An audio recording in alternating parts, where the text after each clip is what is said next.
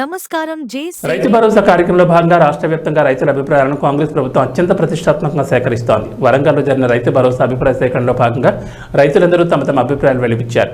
వీటితో పాటు ఇతర జిల్లాల్లోని రైతులు ప్రజలు వెలిపించిన అభిప్రాయాలను క్రోడీకరించి శాసనసభలో చర్చకు పెడతాం. అంతిమంగా ప్రజలు వెలిపించిన అభిప్రాయాలను శాసనసభలో చర్చించి కాంగ్రెస్ ప్రభుత్వం అమలు చేస్తుంది. ప్రభుత్వం చాలా పారదర్శకంగా అత్యంత స్పష్టంగా రైతు భరోసా విషయంలో వ్యవహరిస్తోంది. వరంగల్ రైతు భరోసా సమావేశంలో ఉప ముఖ్యమంత్రి బండ్లు విక్రమార్క పాల్గొన్నారు. ఈ సందర్భంగా మాట్లాడుతూ రైతు భరోసా పేరు మీద ప్రభుత్వం ఇచ్చే డబ్బులన్నీ ప్రజలు కట్టే పన్నుల ద్వారా వచ్చినవి అన్నారు. ఇది ప్రజల సొమ్మని రైతులకు రైతు భరోసా కింద ఇస్తున్నాం అంతే అన్నారు. అందుకే ఈ కార్యక్రమం అమల్లో ప్రజలందరి అభిప్రాయాలను తీసుకుంటున్నామని, ప్రభుత్వం అత్యంత జాగరూకతతో వ్యవహరించి వచ్చే ప్రతి రూపాయిని ఆదా చేసి ప్రజలకు అభిప్రాయాలను అనుగుణంగానే పంచుతామన్నారు. మీడియా మిత్రులందరికీ కూడా ముందుగా నా హృదయపూర్వకమైనటువంటి నమస్కారాలు. రాష్ట్ర ప్రభుత్వం ఎంతో ప్రతిష్టాత్మకంగా తీసుకున్నటువంటి రైతు భరోసా సంబంధించిన రైతుల అభిప్రాయాల సేకరణ సంబంధించి వరంగల్లో జరిగినటువంటి ఈ సభలో రైతులు అనేక మంది వారి ఆలోచనని సభతో పంచుకున్నారు. రకరకాల అభిప్రాయాలు చెప్పారు. ఆ అభిప్రాయాలన్నింటినీ కూడా క్రోడీకరించి ఈ జిల్లాతో పాటు మిగతా జిల్లాల నుంచి వచ్చినటువంటి అభిప్రాయాలను కూడా క్రోడీకరించి అన్నింటినీ చట్టసభలో శాసనసభలో చర్చకు పెడతాం.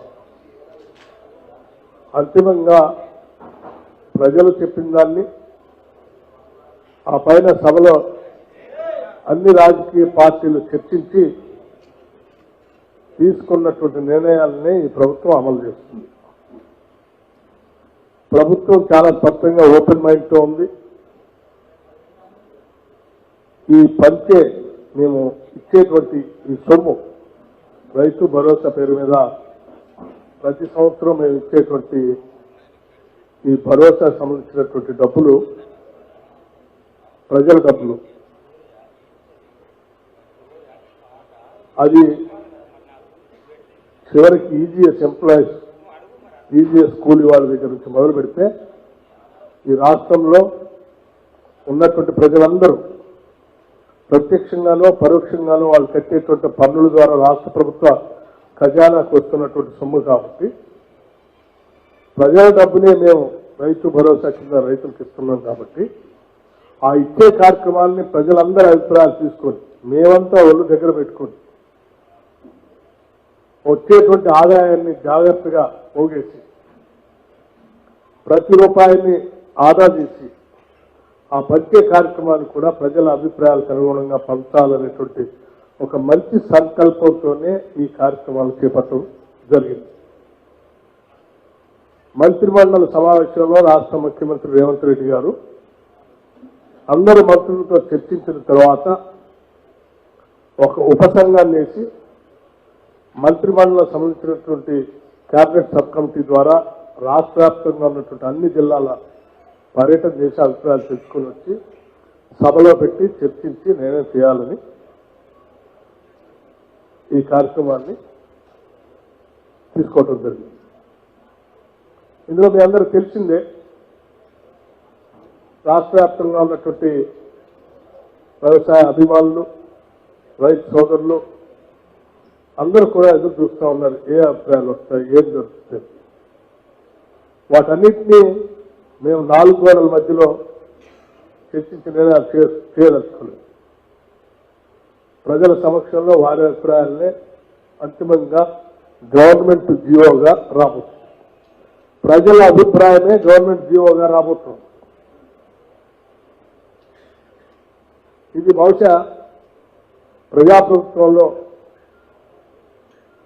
మేము తీసుకునేటువంటి ఒక చారిత్రాత్మకమైనటువంటి నిర్ణయంగా అది కూడా నాకు చెప్పడానికి ఎటువంటి సందేహం లేదు. వరంగల్ సంబంధించినటువంటి రైతాంగ సోదరులు, మీడియా మిత్రులందరూ కూడా చక్కగా సహకరించి దీంట్లో వారి అభిప్రాయాలు చెప్పినందుకు వారందరికీ నా హృదయపూర్వకమైనటువంటి ధన్యవాదాలు. Thank you.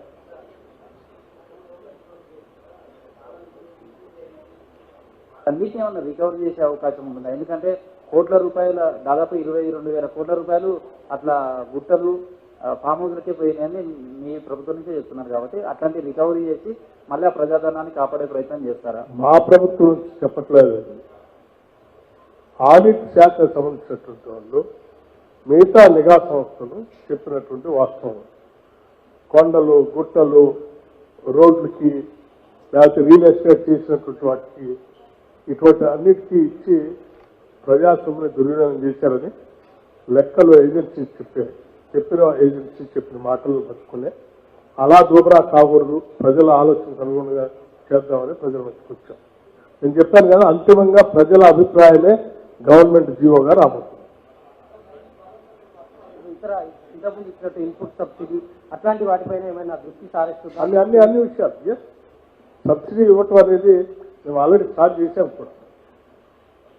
మేజర్ గా ఏమొచ్చినాయి సార్? అంటే రైతుల నుంచి ఇప్పటి వరకు మీరు 4 సంవత్సరాలు మీ అందరి సమస్యలో జరిగింది. నేను మళ్ళీ ప్రత్యేకంగా చెప్తే అవి నేను బయాస్ గా చెప్పినట్టు ఉంటుంది. అందుకోసం మీడియా మిత్రులు అందరూ సమక్షంలోనే ఈ అభిప్రాయ సేకరణ కూడా జరగాలని మీ అందరూ కూర్చుంది. సార్, మీకు తెలిసిన విషయాలు కౌలు రైతులది మీరు ఇచ్చినటువంటి హామీ మీ గతంలో కూడా దానిపైన సందిగ్ధ పరిస్థితులు ఉన్నా అసలు దాన్ని అందుకోసం కౌలు రైతులకు సంబంధించి కూడా ఏ రకంగా చేస్తే బాగుంటుందని కౌలు రైతుల్ని అడిగాం, రైతులు కూడా అడిగాం. దానికి సంబంధించి రకరకాల భిన్నాభిప్రాయాలు చెప్పారు. అవి కూడా నోట్ చేసుకున్నాం. వాటిని కూడా చర్చ పెట్టి చేస్తాం.